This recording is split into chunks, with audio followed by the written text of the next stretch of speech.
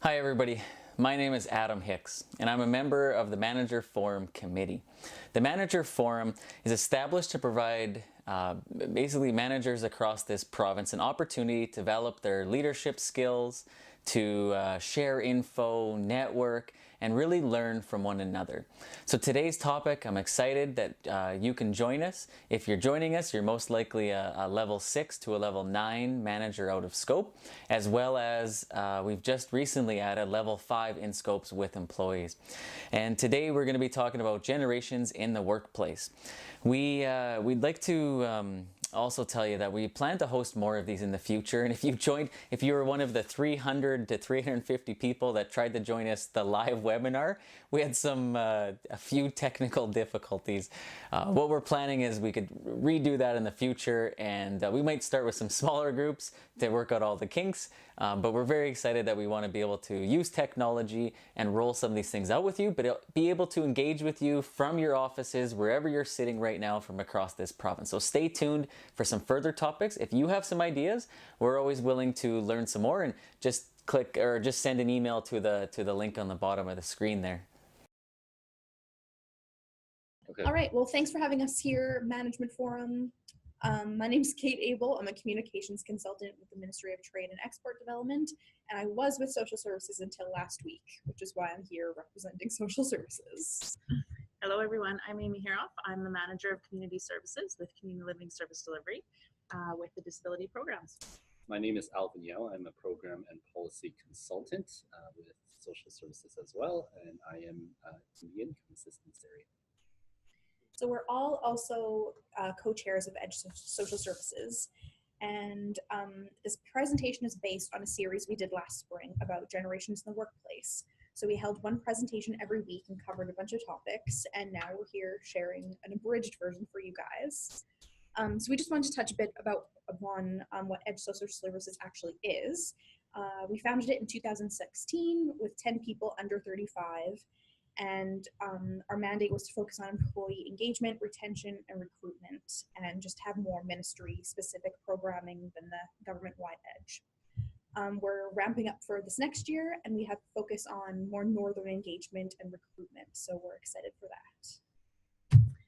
We just want to emphasize that the material we're going to present today is all research-based, and many of the examples are personal experiences.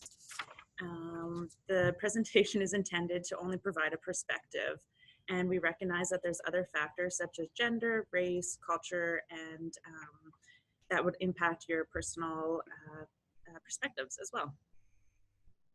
Yeah, so like we said, we put this presentation together last year, and we're going to cover 4 topics today. So we're going to talk about communications, work-life balance, recognition, and career path, and how that's different between the generations.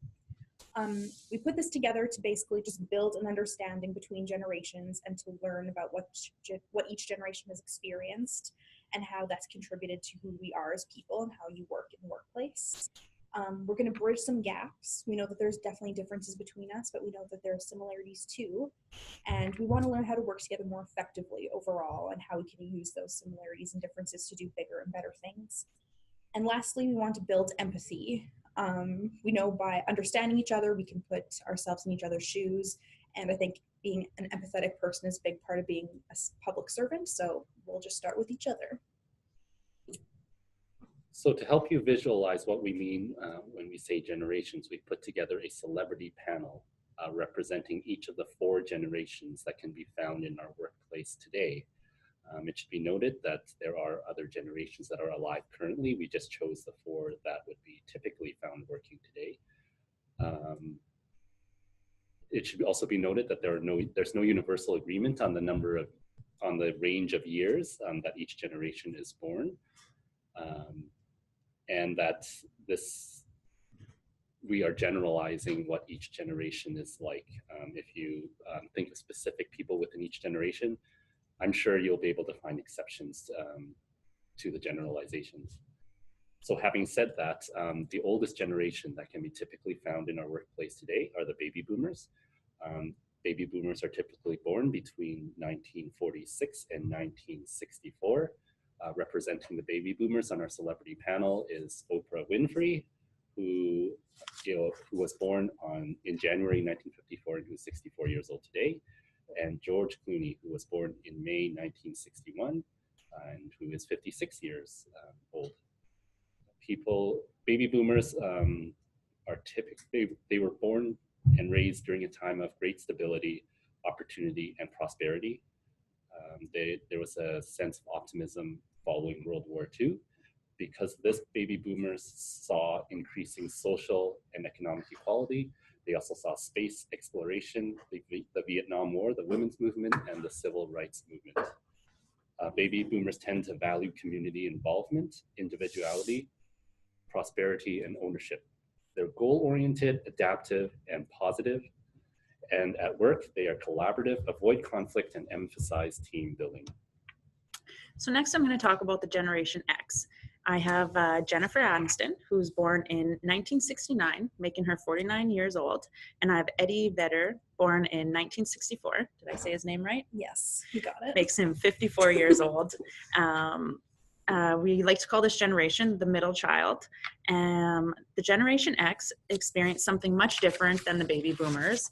They were a generation, they had time of 2-income families, rising divorce rates, and women entering into the workforce. This means that the Generation X had latchkey children, and this caused them to be resourceful and self-sufficient.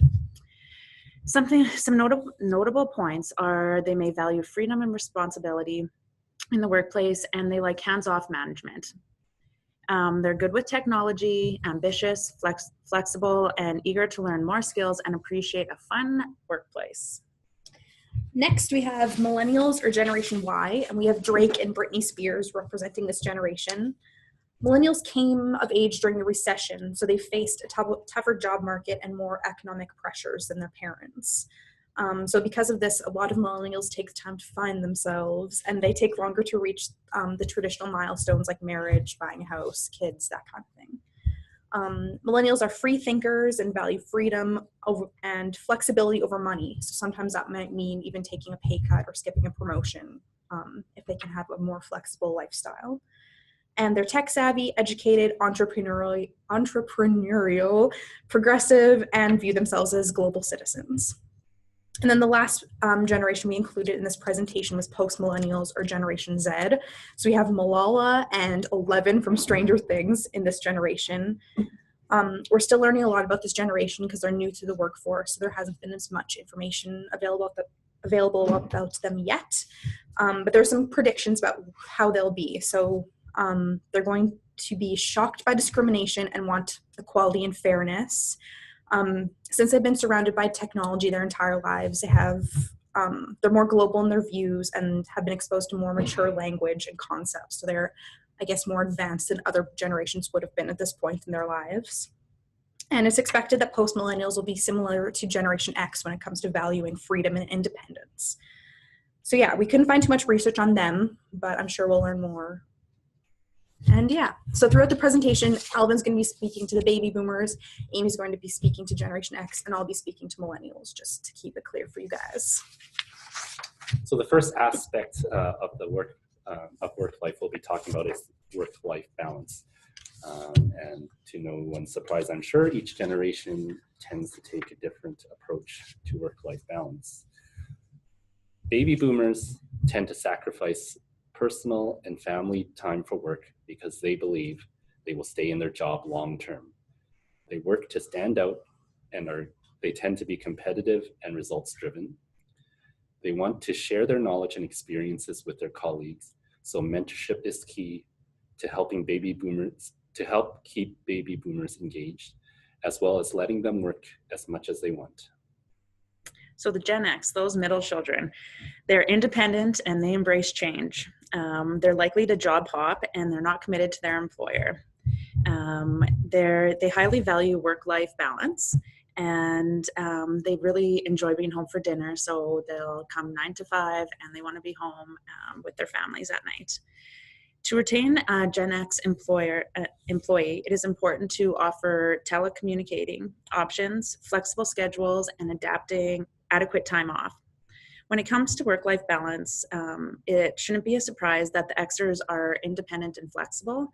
Like most children, middle children of larger families, these individuals adapt and change. What I find interesting about this is when comparing this to my sister. So I'm glad that we're not live, because she would have probably been on there and would be very upset with me.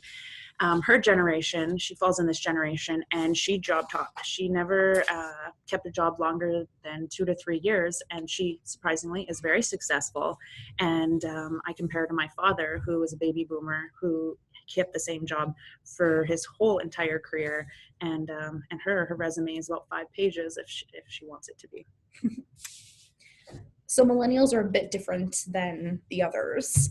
Not only are they going to switch careers, but over half will completely switch industries in the next 10 years of their careers. Millennials want to be challenged at work, and they prefer work-life integration to work-life balance. So that means they don't see a difference between their work life and their personal life. They want them to be interwoven and to have that contribute to their greater purpose and mission and passion in life. To retain millennials, employers should allow them independence to set their own schedule or work location. I think all of us agreed that it'd be awesome to have our own work schedule, to be able to work from home or Starbucks or wherever. And I just had one thing I wanted to say about the work-life integration.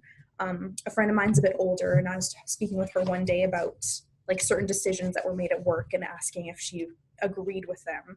And she kept her work life and her personal life very separate. And she said, I'm just doing my job. Whereas I felt more, I guess, like compromised, like it didn't align with my values. So I felt like, I don't know, it didn't align with my overall purpose as a person, whatever. One question that came forward during the forums around work-life balance is, what does work-life balance mean for you, for each and every one of us, or who is sitting in the panel? And some of the answers that we had was, for me, work-life balance means that I get to enjoy work. I want to enjoy work. I'm not there just to work, but I also had time to go home at night to be with my family and to have that integration. And I know that at the panel there was a bit more different answers. What do you want to share? Yeah, one of the stories that really stuck out at me was a fellow millennial, when we presented this, told me that she doesn't think of work-life balance at all. She thinks of it as just life. I mean, she likes to experience life at work, and she doesn't mind working after hours in her outside of work life as well. So I think that really speaks to how millennials see work-life balance. Yeah. So some ideas for managers to think about would be how you as a manager manage work-life balance, how your staff do the same, how you encourage your staff to have a healthy work-life balance, and different ways that you might be able to respond to their individual needs depending on what they would prefer.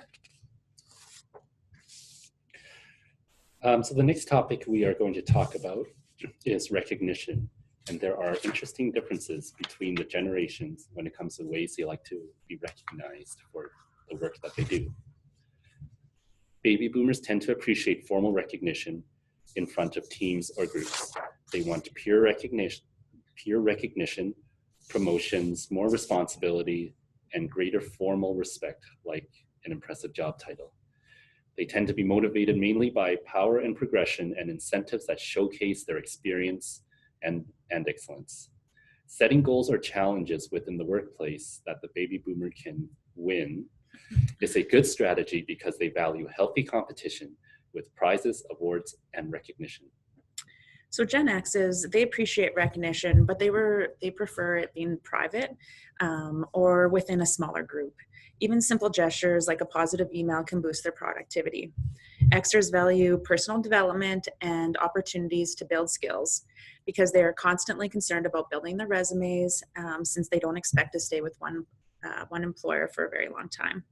Xers appreciate recognition but prefer it delivered without fanfare or privately in most cases. When we were talking about this, I always appreciate and refer back to our monthly manager meetings. I think everyone in the ministry has some type of team meetings or manager meetings, and maybe these meetings were probably developed by the baby boomers, I would assume. And they're usually, we sit around and say, okay, let's talk about some recognition. Can you please, everyone share some recognition from the team? Who did a good job? Who did this? And usually you see, the Gen X's, or some of the Gen X's, or even myself, their face turns all beet red when someone recognizes them or says, this person did a good job, where you have the other part of the team saying, I did a good job, and they're sitting up straight and they're all happy. So I just think that it's important that managers and the team definitely keep that in mind when you're giving recognition to the Gen X's, that it's more of a private or small group. Yeah. Millennials enjoy recognition in the spirit of fun. They want it less formal and to be more frequent. And one form of recognition they like is to get increased responsibility and additional training opportunities. So above this, millennials aren't just satisfied with a quick thank you. They want specifics. They want to know what they did right and not just an overall good job, guys. They'd also like time off to contribute to the community, flexible work options, and on the note of that feedback, they want it frequently and in most cases immediately. We found in our research that 93% of millennials want feedback every month, and 25% of it say they expect it every day. So I think when we talked about this as millennials, we could kind of chalk it up to being raised on social media in a way, and how we associate likes with like goodness, and we want that instant gratification. But I also thought that maybe since we're younger in our careers, we want that feedback to know that we're doing the right thing. Like, we're kind of uncertain or maybe figuring our way out in the world, and we want to know that we're doing it right and what we're doing right and what we need to work on. So I would say managers and directors, just shoot a smiley face and you can make my day. It would be awesome. Yeah. All right. So managers, think about paying attention to the ways your staff likes to be recognized, asking your staff how they like to be recognized, and tailoring recognition tactics for that. And then just using a broad range, so you can't just blanket everybody, like make it specific. So one of the questions that came up was, how have recognition tactics changed over the years? So something we brought up was maybe back in the day, there was a lot of trophy or like the Premier's Award, that kind of thing. Maybe that is not as relevant for modern generation, although some people like it. I think of, I'm not sure how many people know the pickle appreciation, and I guess might just be in our ministry, I'm not sure.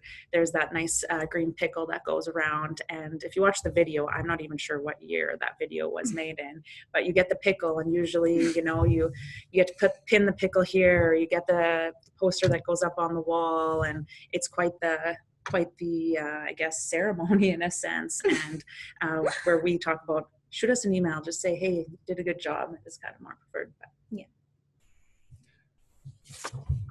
Next up. The next topic we're going to talk about is communication. And it is absolutely no surprise, I'm sure, with the advancing technology in communication, that each generation tend to want to communicate in a different way. For baby boomers, they tend to prefer formal communication and in person. They have a command and control style, so they're very direct and directive. When communicating with a baby boomer, it's important to be clear and concise and show flexibility. Okay, so for the Generation X, a few tips or things to consider when you're communicating with them is have some direct communication. They tend to challenge the communicator. I know that they like to test authority. Everyone jokes about that, how those children back in the day, they're always testing, or they're always asking too many questions. So that's the type of group that they could be. Something that is a little bit different from the baby boomers is the Xers. They like to have conversation around their personal lives and their work lives. Something I admire about our leadership team and my director and the other directors in our ministry is that they take the time to always ask about our personal lives, what's going on with my family. I always start a conversation with my director. How was your night? What did you do last night? How are your kids? And I always appreciate that. And I know that he appreciates that as well. And I think that definitely goes a long way with him. When you're also communicating with Xers, try to use technology, pick up the phone, send an email, or use, good old video conference. So millennials, no surprise, they prefer electronic communication over anything else. So text, email, social media. Again, they want it instantly and continuously. And when communicating with a millennial, again, use technology, make it online. Don't talk down to us. I think we're young, but we're also your peers now. And then also just be transparent and honest. So I think something we didn't mention before was that when we did this at social services, we had a panel. So we had one person from each generation on the panel. And something that was brought up was from our baby boomer. She hated getting phone calls or emails. She would rather just go to somebody's office and bring it up. Like she had no idea what link was or anything. Whereas I, as a millennial, get like super anxious thinking about my phone ringing. So that's one difference. Yeah, and also speaking of that panel, we had an older gentleman the first time we presented this presentation to social services. He's clearly a baby boomer, but after we finished our segment on communications, he loudly proclaimed to the rest of the room, there were probably 30 or so people in the room, he loudly proclaimed that he was a millennial when it comes to communication. So I think it speaks again to being able to adapt, and that these are just obviously generalizations, and that we can certainly find easily exceptions in each of our daily interactions. But be advised that communication or technology sometimes fails, and we learned that today. Oh. Okay. So yeah, how does communications vary between coworkers? I think we touched on that. So for managers, think about how communication has changed over the years. Think about how age impacts communication preferences. Use a variety of communication tactics with your staff, and think about how different tactics work for different situations. So the last aspect of our work lives we're going to talk about is career paths. Each generation has taken a different approach to their career path. For baby boomers, they've created the systems and processes in which we live in. They have had a huge influence on the corporate environments that we work in today. Boomers applied their competitive nature and industrious work ethic to building their careers. They like to work. They are loyal to their organizations, and they often have good paying jobs and are satisfied. And therefore, they put off retirement. And even when they do retire, they often put in part-time work to help fill the void. Okay, so I got a comment on that. Baby boomers. My dad, being a farmer, like I said, baby boomer, he worked day and night, every day, no weekend, no holidays. So that totally fits.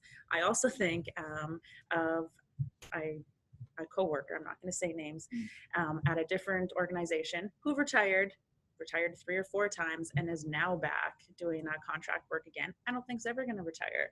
Definitely baby boomer. Where there's me, I hit 55, I'm done, I'm ready to roll, let's go play some golf. Definitely a different idea there.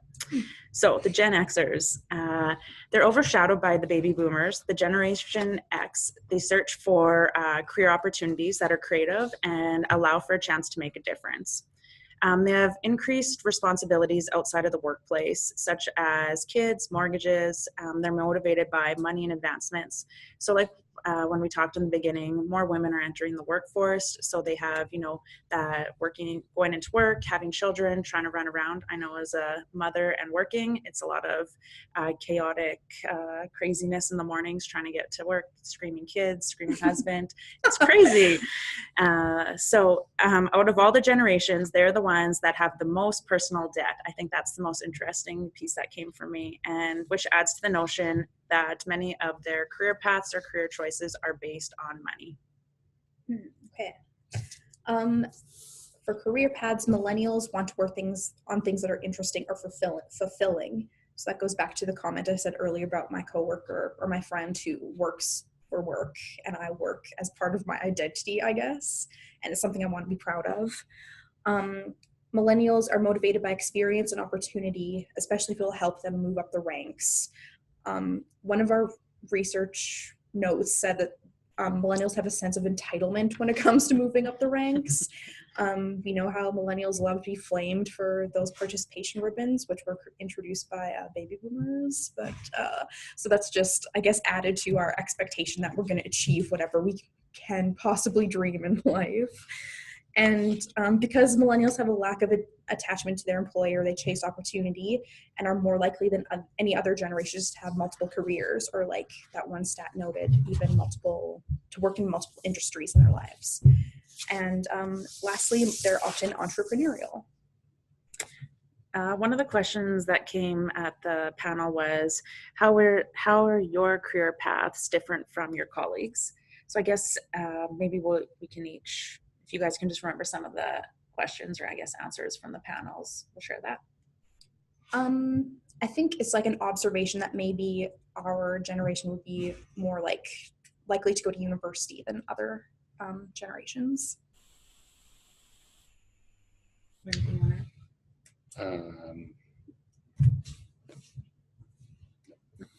Okay, that's it. And so managers, think about the career paths of your staff thus far, the directions your staff might want to go, how you can support that career path, and how your staff can best be equipped for the future, depending on what they want from their career path. Yeah, so like we said, we had a big panel discussion at our original presentation, so it's too bad we don't have a ton of comments, but maybe we could make some up now. Day to day or week by week, how should I manage a millennial or a baby boomer? Like identifying something specifically, and I have various people in my team. How should I manage that week by week or day to day? So the one thing I was going to comment on, and I never in here, was that what I regret as a supervisor and now being in a management role is not taking the time to. Oh, sorry. Oh yeah, I forgot we're recording it. Yeah. Is not taking the time to research or at least inform myself of different ways to best support or be a better manager or recognize my staff, I guess, in that sense. So what I would suggest is, one, talk to what your staff or employee want, right? Because like we said, that this is based, like there's a whole bunch of perspectives that play in. But when it comes to, if we're going to look specifically at the generations, I would ask your staff, what works best for you? Like for recognition, typically, like I think it's pretty dead on when it comes to that recognition in a private or open. Just ask them, and then you're able to, in a staff meeting, call them out if that's what they want, or if they prefer that email, shoot them an email saying, hey, you know what? And it makes the difference. I know when I receive an email or when I received a letter or a card, it makes the world of difference, and you definitely do feel appreciated, and it definitely, you want to work harder at what you're doing. Yeah, I think the punchline of this whole presentation is to be adaptive to different styles. I mean, if you thinking of people on a generational basis, that's only one aspect of ways people can differ, obviously. I mean, you look at personalities, people have different personalities, people have different ethnic origins. There are so many ways to break people down by populations, and each way you can break it down, recognition may be different. So again, the punchline is just to be adaptive to differing needs. The other thing that I take from that is educating yourself. I think that there's so many of us that haven't taken the time to try to educate ourselves, and we walk into a role, and I know that I have, and maybe being a millennial, which maybe embarrassed to say this, but I walked in thinking I knew it all, right? Mm-hmm. And I was going to go on and supervise, and I was entitled to have that position. And now I feel bad because when I read this, I was like, oh yeah, I probably should have asked that. And so just taking the time to take that step back and say, hey, there could be a different perspective or approach that could make the world difference, and taking the time to invest it. I thought one thing that was really interesting was how like the society we grew up in kind of informs who we become. So like the baby boomers saw like this is super cool. Industrialization after the war, and they had so much opportunity. So they're really work focused, whereas we had like hard times. And the generation or the post-millennials, like they have all this information from technology and the internet, and so they're just going to be like the coolest generation, basically. They're going to be so smart. Yeah. My Gen X colleagues are always so kind to remind me that they grew up in tougher times than we did. So we're not claiming as millennials. Because we're the middle child generation. We're not claiming as millennials that we had it tougher than you. The one thing that I find really interesting with that when we were talking about that is the generation underneath us, their time is going to be so different than ours. They might have all the information and the technology, but they also come up in a time that is scary. It could be similar to the baby boomers or before the baby boomers, where, you know, my daughter at school is learning how to, instead of having a fire drill, they're having a bomb drill or bomb threats, or, you know, shooter drills if, you know, a shooter comes into the school. So they're going to have a whole different era of threats and possible like wars, and so that forms what they're going to look like and what their workforce is going to be like as well. It's kind of like everything comes around again. How can managers raise awareness in their teams about generational differences and bring more awareness to help build a better team? Educating yourself. Oh, sorry. I would suggest educating yourself first and then bring it to your team. I think it's an interesting topic, and from our experiences, everyone is jumping all over this and they enjoy the topic, and it's just about having an open discussion about it and finding out what the preference is. Yeah, I second the educating yourself thing. I mean, this presentation was 20 minutes, half an hour long. The amount of research we did, there's no way we could have covered in a day's presentation. So there's a lot of material out there about each generation and their tendencies, where those tendencies came from. Yeah, it's all about educating yourself. And have fun with it.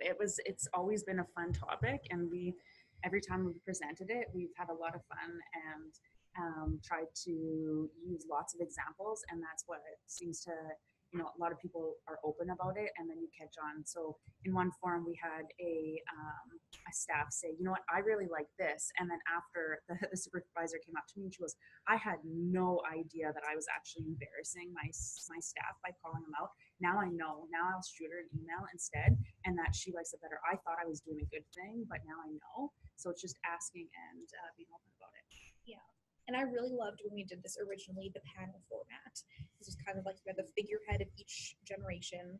And I guess they had their own personal viewpoints, but it was just kind of nice to have that attachment and that like figurehead basically. So be creative with it. Have like your staff knows, if they want. have a panel in your own ministry. Yeah. Okay, so I understand the millennials value work-life balance, and unlike some of the older generations, prefer not to put work before family.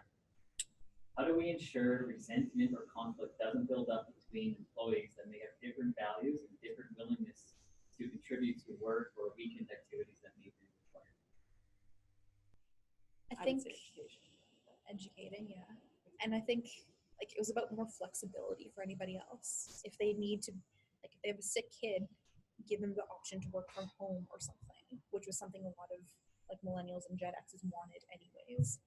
Like, I don't know. I think that resentment's there. Like, I know, and we can recognize it in our own workspace as it is. And I think it's about being open about it and just trying to educate, hey, this is where this person's coming from. Maybe, let's talk about it and let's figure out a way to approach it, or have an understanding at least. Yeah, certainly not a one-size-fits-all approach. Yeah. This goes beyond generations. I think everybody has their own circumstances outside of work that allows them to be more flexible than others when it comes to work commitment. So it's really finding what works for. I mean, I hate to stray away from the generations thing because this is what we're here to talk about, but I think it really comes down to what works for the individual staff member. I think every office has, that workhorse that wants to be at work day and night, and then you have the other person that comes 8 to 5, and there definitely is that resentment. It's just pulling together your team and saying, hey, look, like this is the outcome that we all want to get to. However you need to get there, you have to support each other as a team. So we hope you enjoyed the forum today, and we're so thankful for our members that were able to share their experiences and give us some more information on generations in the workplace. We'll have some links just following this, and some links that you'll be able to access and potentially utilize for some further study if you're interested on that. I just want to say too that it's important to recognize that yes, we can generalize about generations, but we all are individuals and we all are individual people. But I know personally with my own team, this has helped a lot to help understand just group dynamics and some of the backgrounds around the different age categories of staff. But I do know that each individual has to be treated as a separate person. With that said, we hope you're taking away some meaningful things today. And I want to thank Aimie, Kate, and Alvin for presenting for us today. Thank you for joining and helping us make this first webinar a success. And we're looking forward to future ones as well. So please take care and we'll see you soon.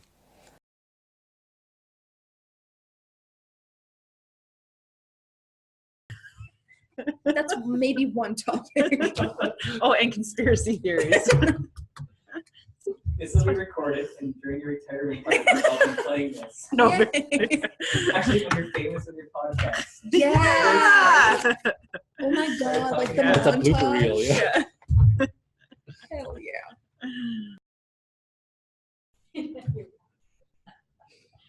You were being filmed, yes. Did I answer it? Yeah. Don't move at all. Yes. I feel like as well. It's kind of like everything comes around again.